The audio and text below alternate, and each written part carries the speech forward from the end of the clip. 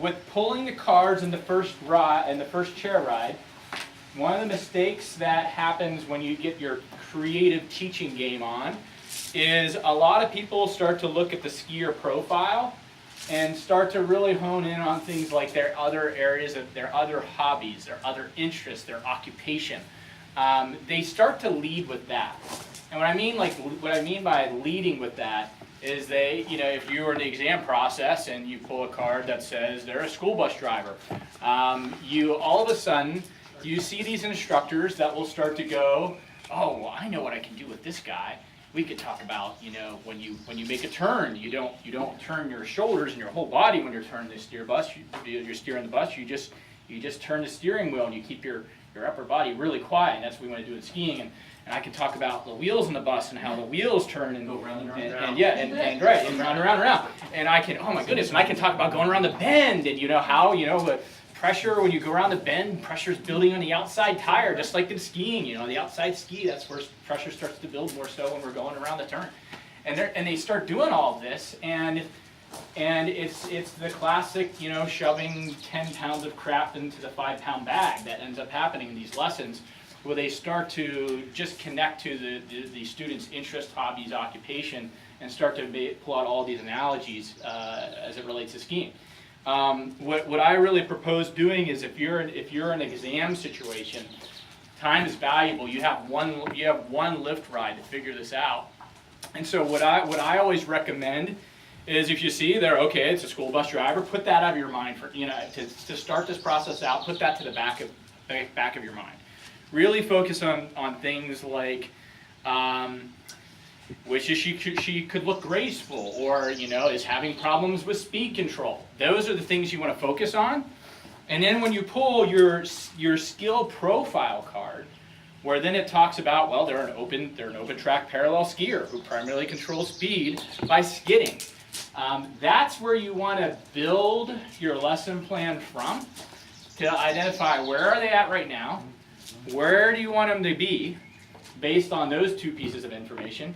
And when you start to think about movements and how you want the movements to change in a way that has a positive impact on the skier's performance, only then can you start to draw in, okay, well, how do I teach for transfer now? Now that I understand what their goal is and what they want to do and where they're at right now I can start to piece together that part of the equation of what is their background and what is their occupation, what are their hobbies. So now that's where I could get into the creative teaching aspect of it. But make sure you line up the goal first, and maybe the exercise that you're going to do, and then start to then make that connection to the background. Does that make sense? Make sense? Okay. So it was actually better explained than when I did teaching college. Thank you. It's very good advice. Thank you. I appreciate that. We're constantly evaluating. We see people walk up to the lesson lines. I mean, just listen to your instructors around you with the lineup. They're going, oh my God, there's no way they're a level, they're an intermediate. I mean, we evaluate people like the second we see them.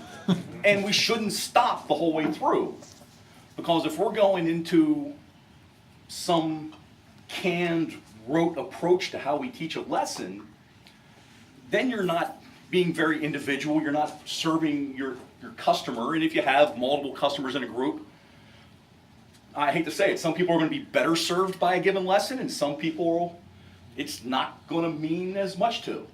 And you match a skier profile with a skill profile, and that comprises of the skier profile, those two cards together. And then you basically have to put together a teaching segment for that scenario. When you do this, so here are big points, like get in your own notepad, write this down.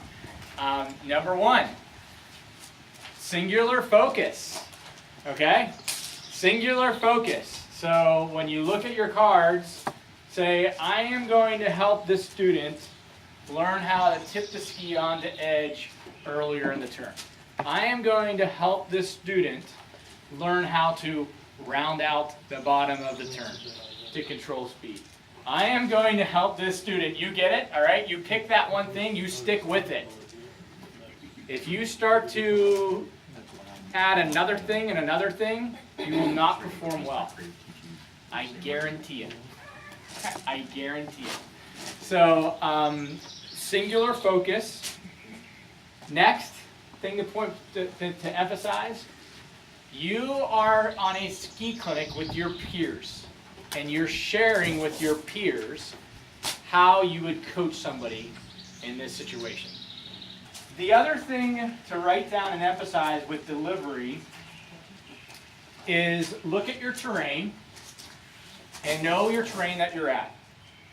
If you're at a bigger mountain, realize that you have 1,500 feet of vertical and you don't have Roundtop 600 feet of vertical. Use the terrain they give you, use every inch of it, and make sure that you ski. Make sure that you ski a lot. I'll share, we'll have some time to share about our exam experiences a little bit, but my level 2 teaching exam experience, I remember watching somebody that said, okay, he stood at the tops, talked for about 5 minutes, and then said, and so what I do is we do this, and we made 2 turns and he stopped, and he continued to talk for another 4 or 5 minutes, and then we did another 2 turns, and we stopped. And we had skied a total about 70 feet of vertical, and then the examiner said, I'm sorry, we're out of time.